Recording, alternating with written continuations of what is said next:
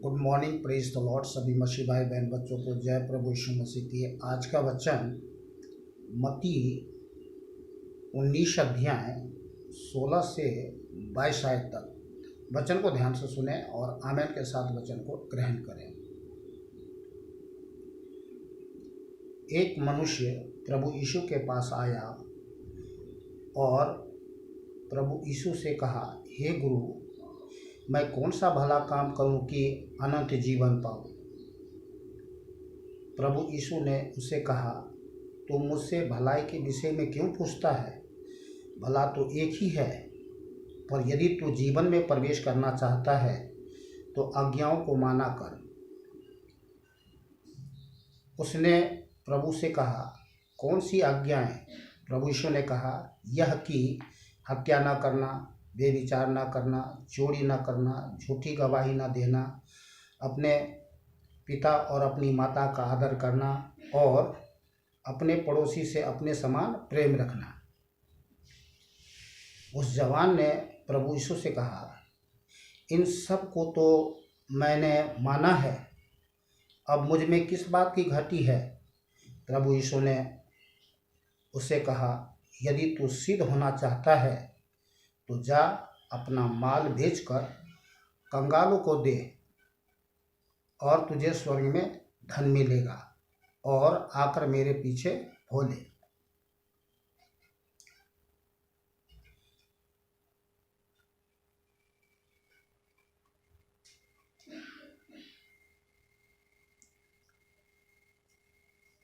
मैं 23 से और आगे पढ़ के सुना देता हूँ आपको, 30 आयत तक। तब प्रभु यीशु ने अपने चेलों से कहा, मैं तुमसे सच कहता हूँ कि धनवान का स्वर्ग में राज्य में प्रवेश करना कठिन है। तुमसे फिर कहता हूँ कि परमेश्वर के राज्य में धनवान के प्रवेश करने से ऊँट के सुई के नाके में से निकल जाना सहज है। यह सुनकर चेलों ने बहुत से चकित होकर कहा, फिर किसका उद्धार होगा? किसका उद्धार हो सकता है? प्रभु यीशु ने उनकी ओर देकर कहा, मनुष्य से तो यह नहीं हो सकता, परंतु परमेश्वर से सब कुछ हो सकता है। इस पर पतरस ने उससे कहा, देख, हम तो सब कुछ छोड़ के तेरे पीछे हो लिए हैं, तो हमें क्या मिलेगा? प्रभु यीशु ने उससे कहा, मैं तुमसे सच कहता हूँ कि नई सृष्टि में मनुष्य का पुत्र अपनी महिमा के सिंहासन पर बैठेगा, तो तुम भी जो मेरे पीछे हो लिए हो, 12 सिंहासन पर बैठकर इजराइल के 12 गोत्रों का न्याय करोगे। और जिस किसी ने घरों या भाइयों या बहनों या पिता या माता या बाल बच्चे या खेतों को मेरे नाम के लिए छोड़ दिया है, उसको 100 गुना मिलेगा और वह अनंत जीवन का अधिकारी होगा। परंतु बहुत से जो पहले हैं पिछले होंगे, और जो पिछले हैं पहले होंगे।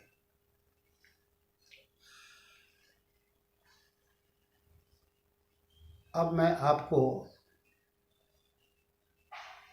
लूका के पुस्तक में ले चलता हूँ। लूका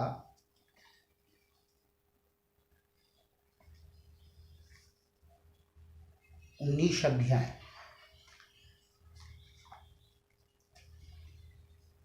1 से 10 आयत तक। प्रभु यीशु मसीह यरीहो में प्रवेश करने जा रहा था। वहाँ जक्कई नामक एक मनुष्य था, जो चुंगी लेने वालों का सरदार था और धनी था। वह यीशु को देखना चाहता था कि वह कौन सा है, परंतु भीड़ के कारण देख ना सकता था, क्योंकि वह नाटा था। तब उसको देखने के लिए, किसको देखने के लिए? प्रभु यीशु को देखने के लिए वह आगे दौड़कर एक गुल्लड़ के पेड़ पर चढ़ गया, क्योंकि प्रभु यीशु उसी मार्ग से जाने वाला था। जब प्रभु यीशु उस जगह पहुंचा तो ऊपर दृष्टि करके उससे कहा, हे जक्कई, झट उतर आ, क्योंकि आज मुझे तेरे घर में रहना अवश्य है। वह तुरंत उतरकर आनंद से उसे अपने घर ले गया। प्रभु यीशु को अपने घर ले गया। यह देखकर सब लोग कुड़कुड़ा कर कहने लगे, वह तो एक पापी मनुष्य के यहाँ जा उतरा है। जक्कई ने खड़े होकर प्रभु से कहा, हे प्रभु, देख, मैं अपनी आधी संपत्ति कंगालों को देता हूँ, और यदि किसी का कुछ भी अन्याय करके ले लिया है तो उसे चौगुना फेर देता हूँ। तब प्रभु यीशु ने उसे कहा, आज इस घर में उद्धार आया है, इसलिए कि यह भी कि अब्राहम का एक पुत्र है, क्योंकि मनुष्य का पुत्र खोए हुओं को ढूंढने और उनका उद्धार करने आया है। एक धनवान, वो जो धनी था, सारे व्यवस्था को जानता था, पूरी करता था, पर प्रभु यीशु के बात सुनकर उसका मन नहीं फिरा, क्योंकि उसका मन जो है पूरा धन से जुड़ा हुआ था, उसका भरोसा धन पर था।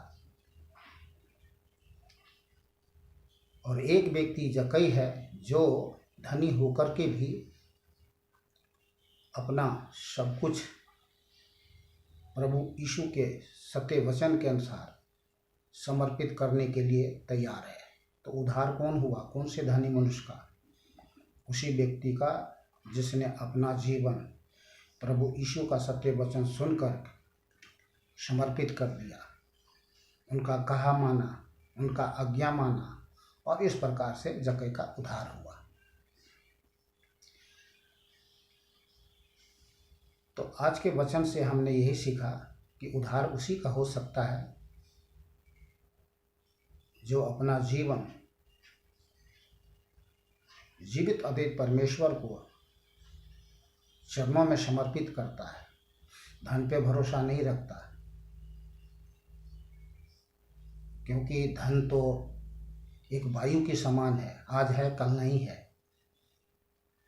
पर जीवित परमेश्वर की आज्ञा मानना अनंत जीवन है। आमीन। आज के वचन से प्रभु ने हम सबको जागृत किया है, आशीषित किया है। हम सब भी प्रभु के सत्य वचन के अनुसार जीवन जिए। अगर ऐसा हम करते हैं तो हमारे पास में सब कुछ होगा जिसकी हम इच्छा रखते हैं, और हमारे सोचने से, चाहने से, इच्छा से कहीं बढ़कर होगा।